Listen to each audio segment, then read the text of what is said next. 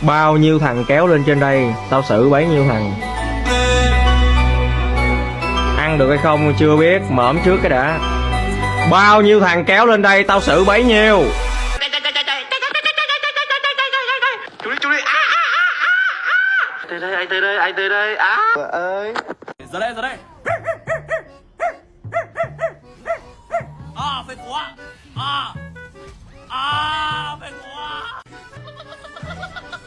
Đây gọi là cái gì đây? Đây gọi là thực thể không tồn tại. Đấy.